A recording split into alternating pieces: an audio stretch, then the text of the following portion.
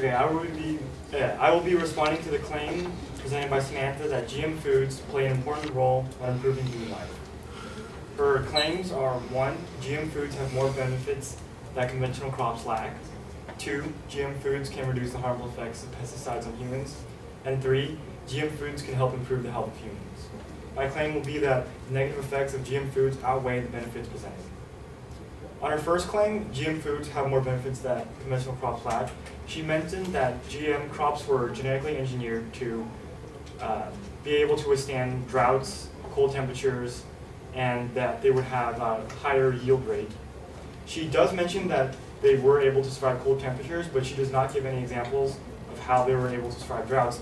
And actually, according to Dr. Doug Durian-Sherman, he says, and I quote, "There are no commercialized GM crops that inherently increase yield, survive droughts, reduce fertilizer pollution, or save soil."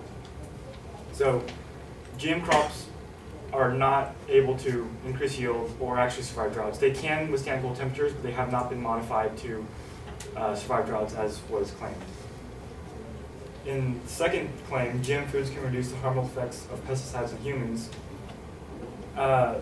Julia Freeman of British Columbia actually went into India and interviewed farmers who were planting genetically engineered cotton.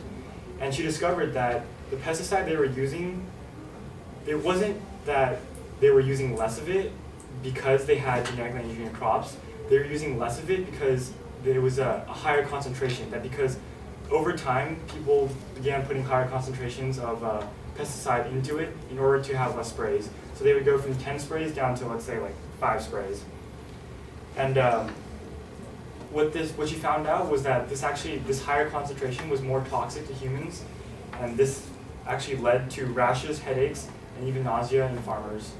And it was because of the fact that they had this engineered cotton, so they used this higher toxicity level of pesticide.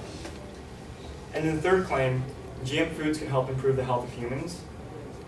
This is actually really controversial because of the fact that GM foods contain or have the possibility of containing allergens, because the way they're made is that they splice a protein from another organism into the one that you're consuming, and this can potentially introduce foreign allergens which you might have a reaction to.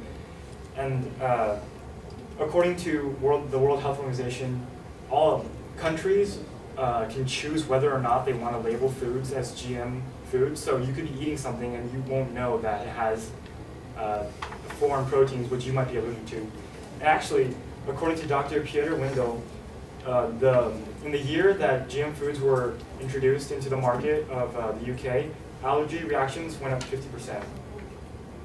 And the second part of this claim that she made was that golden rice, a type of genetically engineered rice which contains vitamin A, has a beneficial effect, but it was actually created for malnourished people, and vitamin A is supposed to help them regain strength. But the problem with this is that according to GMWatch.org, vitamin A requires fat to burn, which is ironic because you're feeding it to malnourished people who have no fat, so they can't utilize this vitamin because of the fact that they have no fat to burn. So in summary, my claims are that GM foods do not have a higher yield rate, or do they actually survive droughts. 2, decreases in pesticide use is actually due to an increase of the concentration within the pesticide. And 3, GM crops are more harmful to humans than they are beneficial. Thank you.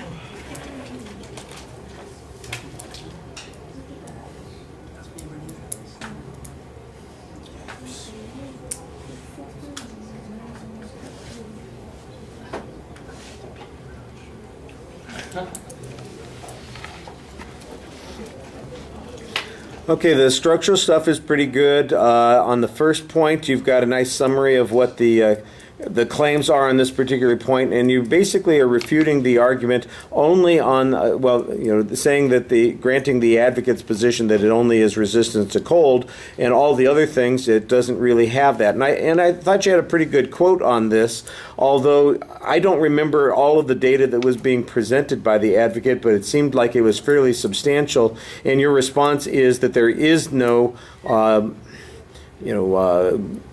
product, there aren't any modified foods that have achieved this particular result of being drought resistant or produced these other particular benefits. It's kind of a conclusionary quote. I don't know what it's based on, whether it's a review of research, whether it is testing that we've seen, if it's merely the opinion of this particular expert that you're citing, but that is the one piece of information that you're using on that point. So I would think that you want to do a little bit stronger job trying to sell that person and their expertise, since that's the only evidence that you have on this point. I think that would strengthen that argument a little bit more. On the pesticide argument, you have an interesting explanation of the theory here, and we're back to the same position. The proof for your theory that it's really high concentration in smaller applications that is supposedly producing these results, as opposed to the frequency of the applications. So the argument that you're making, it sounds to me like you're saying, is that yes, they have a fewer number of applications, but they have higher levels of concentration. Okay, and the higher levels of concentration are more dangerous. All right, so that I think is a good theory, and that's all based on an interview that somebody did who went and talked to the farmers. I don't know. I mean, that again, it sounds like a good response on the argument, but the proof on it is a little bit vague and abstract. I don't know if there's just not a lot of study on this particular issue, if they don't have a scientific measurement for this. That some journalists went and talked to farmers in India, and they said that we just use higher concentrations because that's what the instructions are. If that's what the instructions say, that should be, you should be able to get that from the instructions. Let's hear that data. Does it say to apply it at twice the intensity, less frequently? That would be good. And then you say that's more likely to be toxic. Who says it's more likely to be toxic? Why is it more likely to be toxic? Do we have any evidence that it's had a negative consequence? I think you've got good arguments here, but the evidence on those arguments is a little bit sketchy, and that's the main issue that I have. On the last one, for instance, the vitamin A argument, there's a premise here that says, you need to give us a source on that also. It says they got to have the fat to burn. You need to, I don't know if it's the same organization that's criticizing this that you quoted earlier, that they got to have the fat to burn this, but then there's a premise that says they don't have that. Well, who says so? Are we just going on the stereotype of skinny people in India who are starving to death? They don't have the fat to burn the vitamin A that's going to prevent them from going. Well, it's blindness, isn't it? Yeah. They don't have the fat to burn the vitamin A that's going to get them to this thing. That sounds to me like there ought to be some data on this, especially if it's been available. We should be able. There haven't been a change in the number of blindness cases or something like that. I forget how long it's being applied. So again, it's a good theory. It's an interesting premise. The proof is a little bit iffy.